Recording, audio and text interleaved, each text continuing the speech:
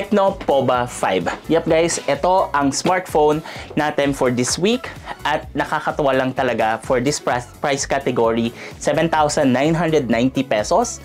Binili ko to last month at for the past month na gamit ko to. Natutuwa ako kasi ang laki ng tinalon talaga ng price category nito. Of course, nakita nyo na yung mga previous releases from Infinix and Tecno and also other brands, nagle-level up talaga ang price category nito.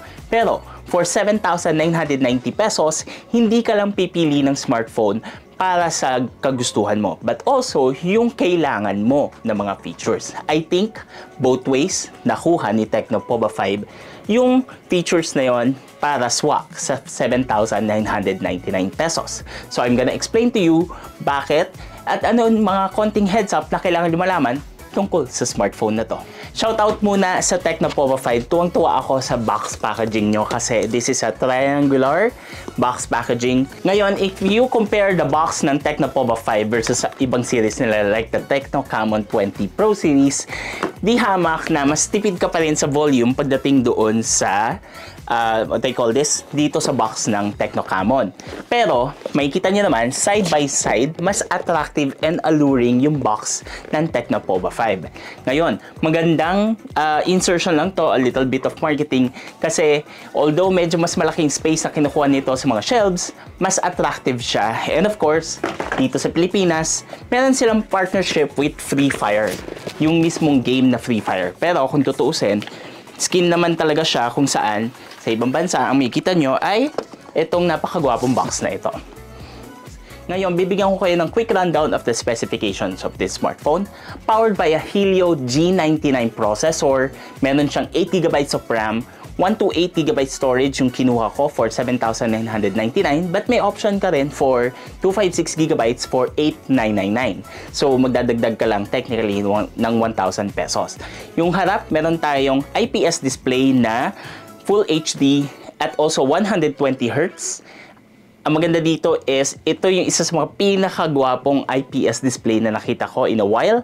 At yung likod niya is structured kung saan it's a plastic cover. Pero, kita niyo naman guys, maganda yung finish niya sa likod kung saan, even though it's clear plastic, yung mismong thematic na ginamit nila sa likod, it has that kind of industrial feel. Ngayon, explain ko later on kung ano pa meron dito.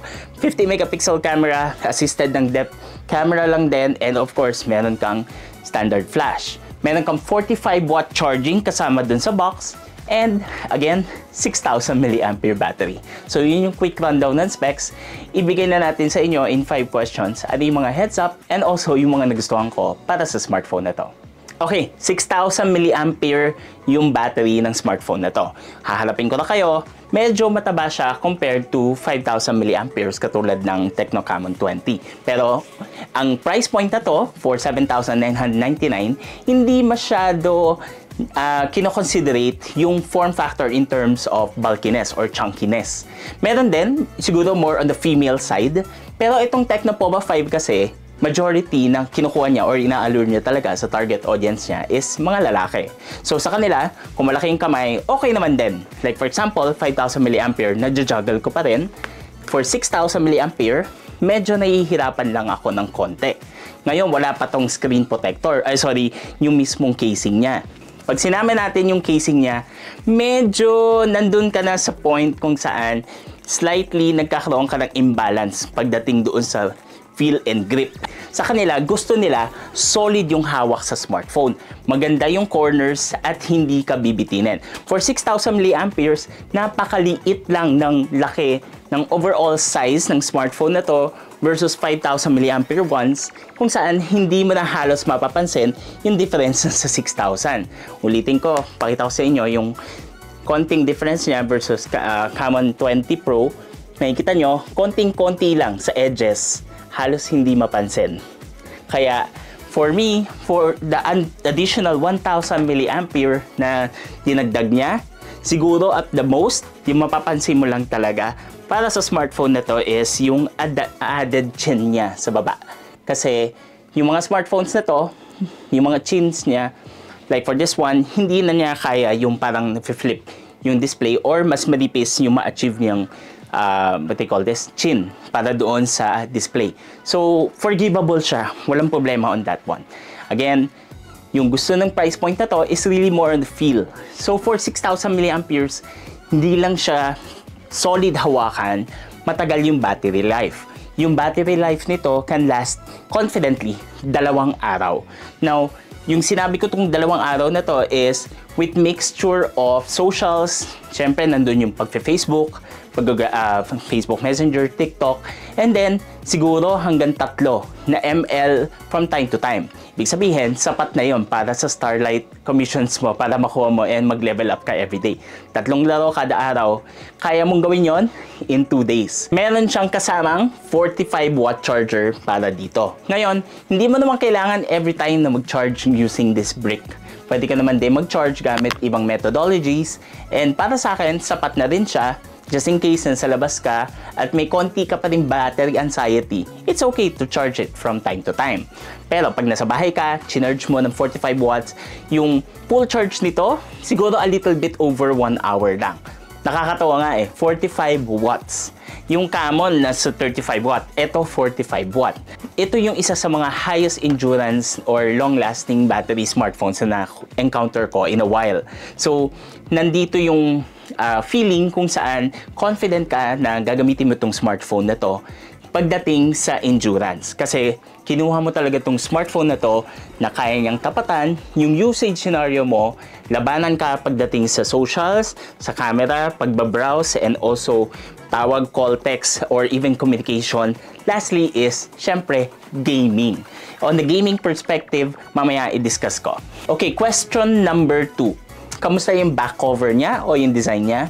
So, tatapatin ko kayo. Punasan ko muna siya para sa inyo for your appreciation.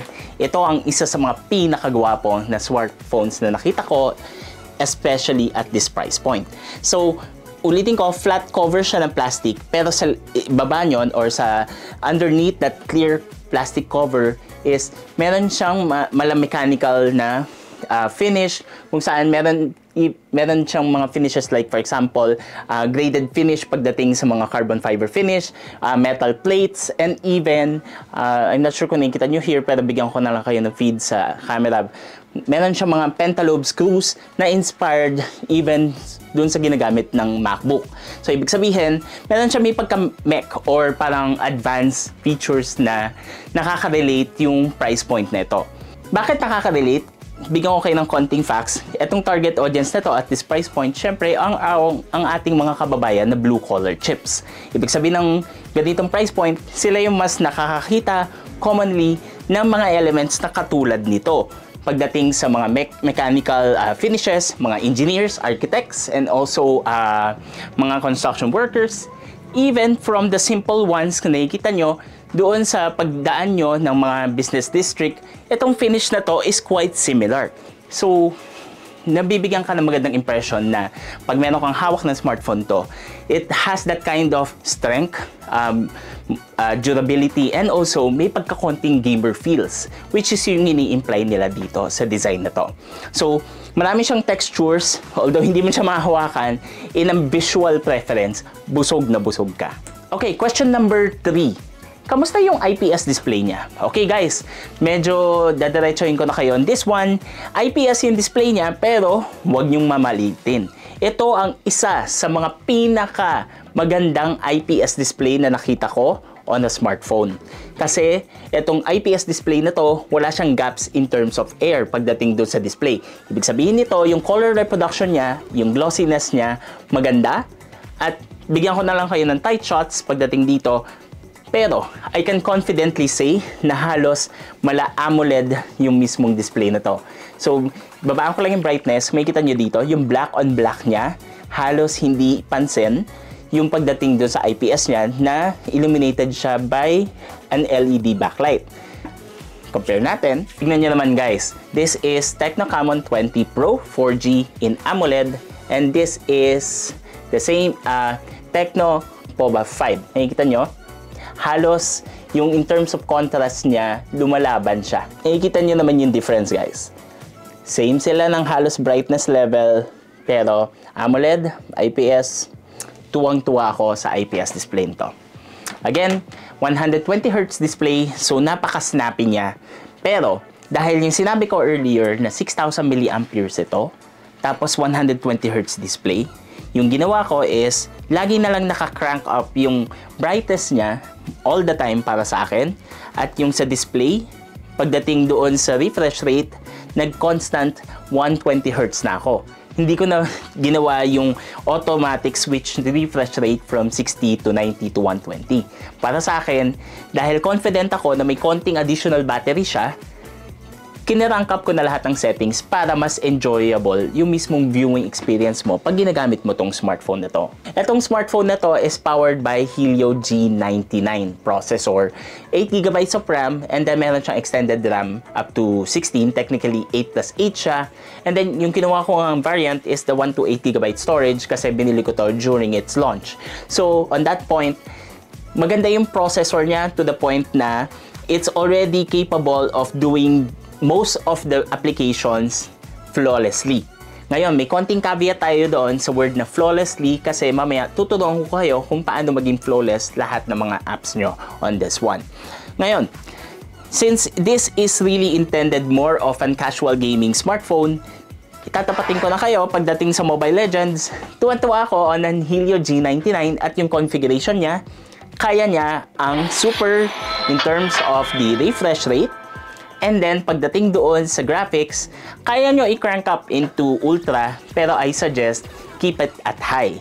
Ngayon, hindi porket Helio G99, ibig sabihin kaya niya na yung ultra settings na super yung refresh rate and then ultra yung graphics. For me, hindi naman ganun ka-noticeable yung difference niya.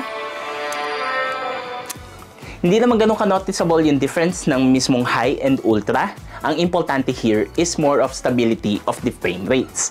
Ngayon, yung processor na to is very godsend. Ibig sabihin, tuwan-tuwa ako sa kanya dahil hindi lang dahil sa performance niya, but also yung build quality ng Tecnopova 5. Ang sinabi ko earlier is medyo mas chunky to compared to other smartphones. At yung likod niya is made of plastic, so mas mabilis siya mag-disperse ng heat as compared to other smartphones.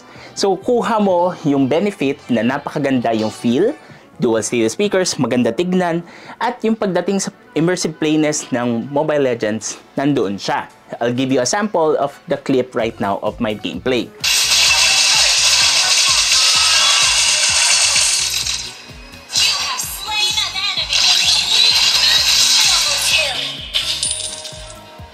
Ngayon, yung gameplay ko is using Super plus Ultra, pero with a caveat, may konting frame drops na siya ha.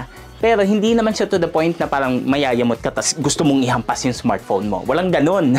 Ito yung smartphone na tuwan-tuwa ako kasi okay naman siya and very forgivable yung mga frame drops niya pag kinarank up mo talaga to the highest settings. Pero again, kung gusto mong hindi ma-encounter yon, ihay mo na lang. Sa Panther Engine, kailangan niya makita yung mismong optimization pagdating sa mismong games. So, nandito na yung hinahanap ko before, especially on the common, kung saan graphics enhancement, optimize ng game graphics, or yung hinahanap mong features to stabilize or prioritize the game versus other applications. Ngayon, hindi naman talaga to game changer kasi matagal na nating nakikita to na feature na to sa mga smartphones. Pero at this price point, at 7,999, nakukuha ni Tecnopova yung kilite ng price point na to kasi these are additional features that might not be super incremental in terms of experience, pero pag nakikita mo siya visually and also nakikita mo yung features na to pagdating doon sa software, ang saya niyang kalikutin dahil meron kang smartphone na parang iniisip niya, inaalagaan niya ako. Ganun yung feeling, especially when you have a new smartphone at this price point. Kasi talagang kakalikutin mo yung smartphone mo sa lahat ng features as much as possible. Kaya natutuwa ako dahil napagbigyan emphasis and also focus ni Tecnopova yung price point na to in terms of the battery, performance, and then software in a gaming perspective, casual gaming perspective rather, na maayos siya talaga. Question number 5, I think yung nasa huling category here is based on my priorities, yung camera.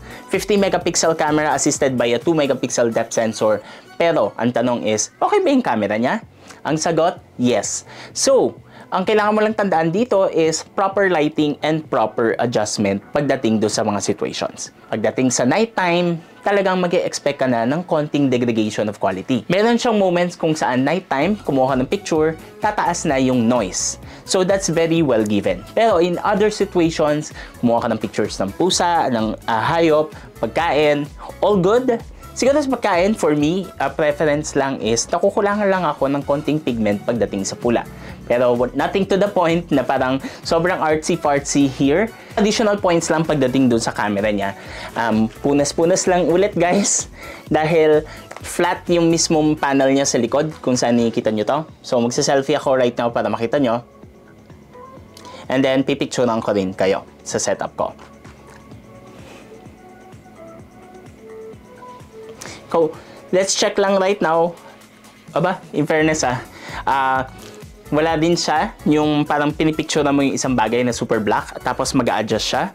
This one is really good. Pagdating sa brightness and also contrast, okay din siya. Basta well-lighted environment.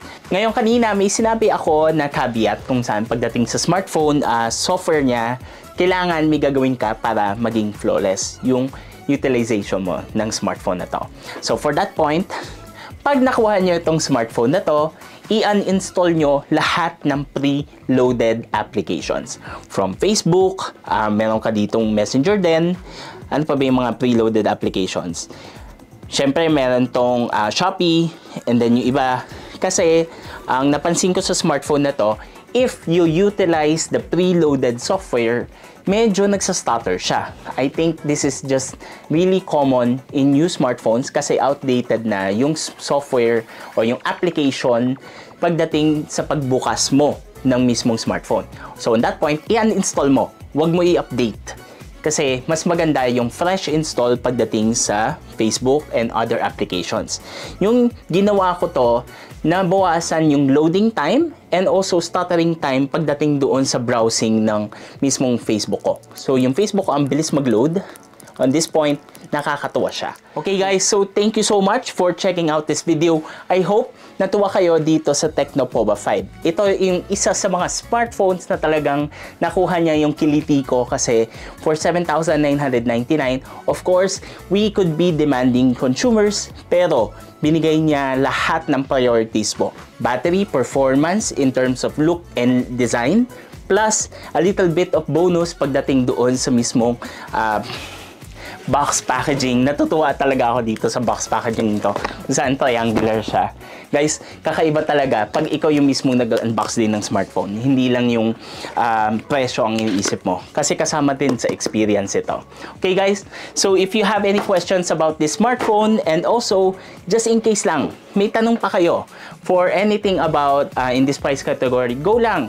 Makikita nyo naman, I'm very active in answering all your questions. And hopefully, naliwanagan ko kayo pagdating sa experience ko here on the Tecno Pova 5. On that point, subscribe naman kayo guys and also visit my website www.hungrygeeks.com.ph to support me. So on that point, thank you so much guys for watching this video and see you next time. Bye!